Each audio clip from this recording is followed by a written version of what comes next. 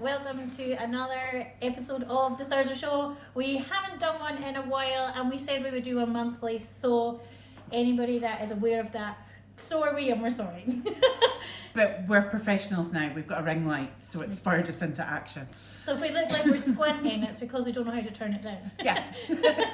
Also, to be fair, we're just borrowing the ring light. The ring light's actually so we can take lots of body photos of the products that we have in here for redoing the socially growing website, but yeah, we've pinched it, so we look better. We're just trying out. Yeah. So tonight we wanted to chat with you about a couple of different things.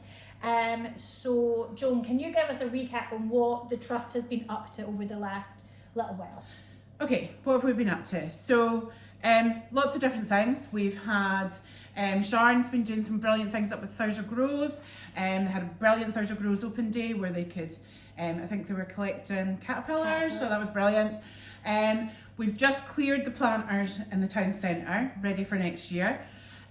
We're also working on another garden space, which is at the back of the building here in Rotterdam Street.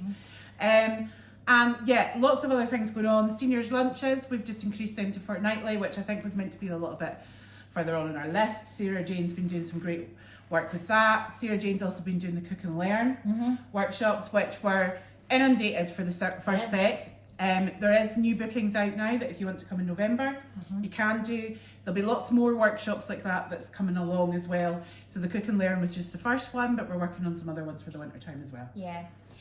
Last Friday, you'll have seen on our socials, we hosted with the Net Zero Thurso project, the sustainability fair. Now, I was working, so I was unable to attend. So how was that, Joan? Can you tell us a bit more about it? The Net Zero Thurso, the sustainability fair, was brilliant. Very expertly and very well done, organised by our Net Zero graduate, Kira. It was absolutely fabulous. We had loads of really good stands that were there, talking about all sorts of different things. A lot of them were trust stands, but then we do a lot in this realm where we're talking about net zero, we're talking about just living more sustainably, living more mindfully. There's lots of kind of these terms like net zero that get thrown about, but actually that's what it's about. It's just about being more community led, living more sustainably, living maybe a little bit slower, and just being more mindfully and about community. So Kira organised a sustainability fair. We had things like Caithness Citizens Advice were there, RDI Renewables were there. So a range of different stands looking at, so from where maybe people are experiencing issues with their energy bills to maybe where people have a little bit more affordability going on in their lives and they can make some changes to their property and look into renewables. So really, really well done. What we also had in the evening was our first Thurso Climate Citizens Assembly, and there was a great bunch of people who came along to it.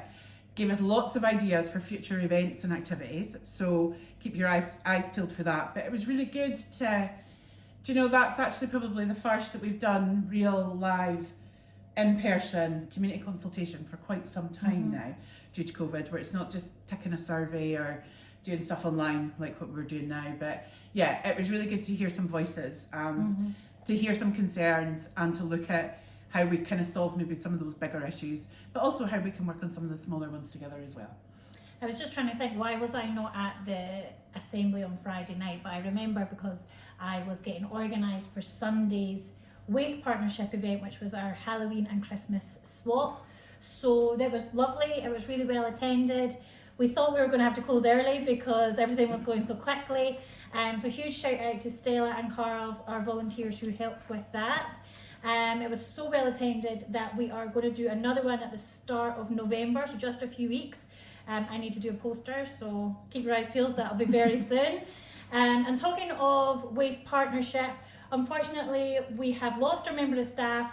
We waved a fond farewell to Zoe, but we are recruiting for a new person to join the team. So I can't remember the ins and outs. You tell me. So yeah, we are recruiting for somebody to join our team to be a project officer for the Highland Community Waste Partnership.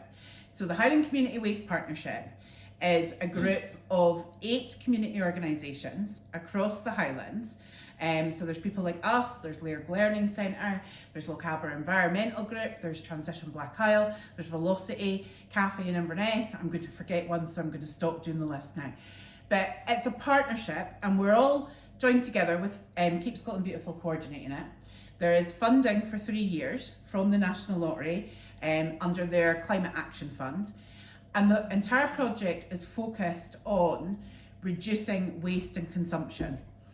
And it's all sorts of different things. So it's from establishing repair cafes to looking at just how we reduce our waste, how we reduce food waste. There's loads and loads and loads of different outcomes that's on it. And each community organisation across Highland is focusing initially on a certain type of project, and then we'll take all of that shared learning so that eventually we're all doing it within our communities, and hopefully will inspire other communities across Highland as well. But everything to do with it is to do with the waste and consumption. So we are recruiting now for a new project officer. I personally think it's a really, really exciting role. There's loads of different things that you can get your fingers into, loads of different things that you can do. There's a fantastic delivery team that's operating across Highland that you'll have regular meetups with. You'll be able to chat to them about what you're doing. So there's a really good support network that's going on as well. And yeah, it's a really, really good project. And you get to do things like swaps, Halloween and Christmas swaps, or like the couple of workshops that we have coming up just in the next couple of weeks. So we're going to be doing a repair cafe on the 23rd of October, our first repair cafe. And then we're also doing a draft excluder workshop on the 26th of October, which we'll just talk in a little bit more detail. So what's the time of the repair cafe, Marion? Is that the one that's Look on at Sunday? the post-it note that we've got stuck there. It's 11 to 1. And the Repair Cafe, we encourage you to go and jump on our website. Everything will be on there. But the basis of it, we've got a wonderful volunteer who's going to help teach us all how to fix our everyday items. So maybe you've got a toaster that's knackered, needs the fuse replaced, maybe a plug replaced, hair dryers, hair straighteners, all that kind of things. We want you to jump onto our website to book your place and let us know what you'll be bringing along, so that we can inform our volunteer, just so we can make sure that we're nice and ready for you come in. And yeah, come along and learn how to fix these basic items. And we say that it's not going to be difficult. There'll be someone with you every step of the way. So yeah, jump onto the website. That's where all that information is. And same with the draft excluder workshop. So that again is going to be run by one of our fabulous volunteers. It's on the 26th of October from 6 o'clock.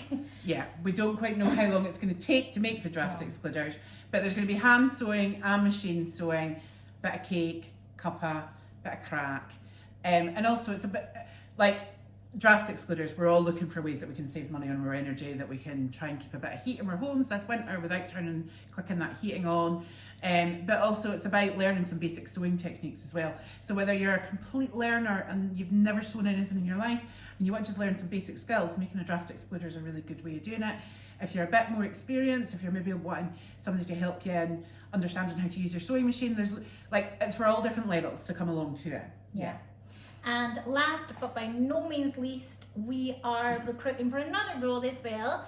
We were fortunate enough to secure some funding. So this is our community coordinator. It's a community coordinator. Is that right? Yeah. And it's a brand new project.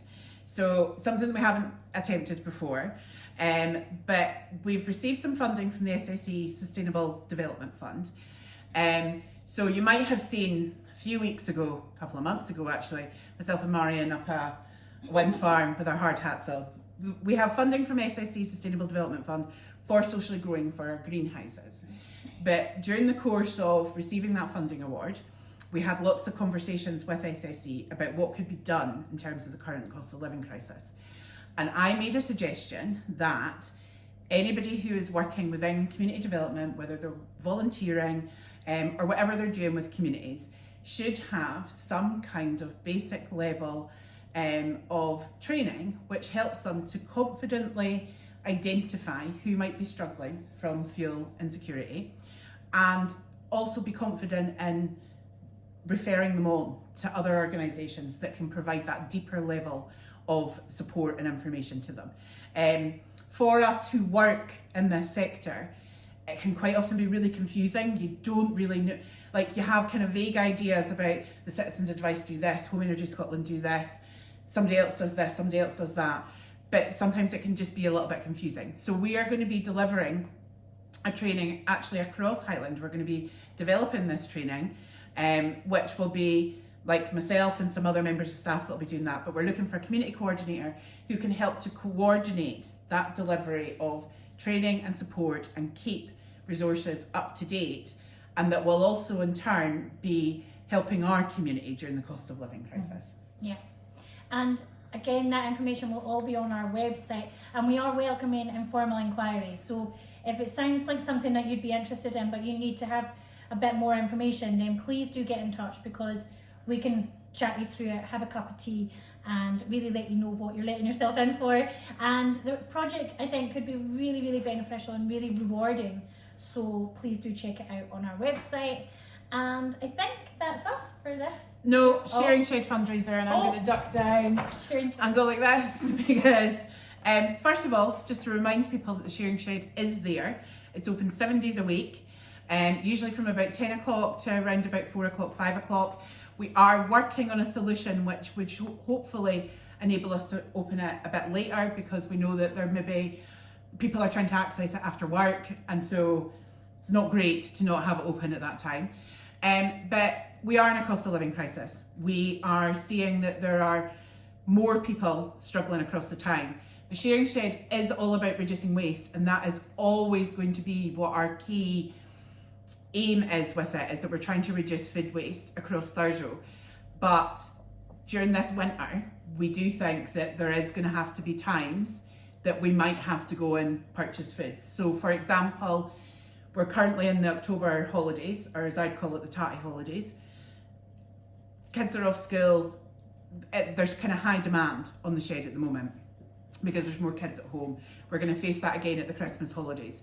So if you can spare anything, and we don't like asking for anybody for money at the current time, but if you can spare anything, then there is a Sharing Shed fundraiser that's online. We also have set up an Amazon wish list, so if you don't want to give money, but you might like to buy something for us, then we've got an Amazon wish list there that you can order something on it and it will just come directly to us. We are also encouraging you, go and check your cupboards. Go and find out what you might have in your cupboard that you're just not going to eat. And if it's in date, then go and pop it down into the Sharing Shed. Or you don't even need to put it to the Sharing Shed. If you're in the centre of town, come into Socially Growing. We've got a basket here, which is where I've just lifted this from, and pop it into the basket there, and we'll get it over into the Sharing Shed. The Sharing Shed is all about sharing. So if you have an excess of something, as long as it is packaged food, we cannot accept food that you may have cooked at home. But if it's packaged food, if it's unopened, if it's still in date, then pop it to us and we can get it into the Sharing Shed.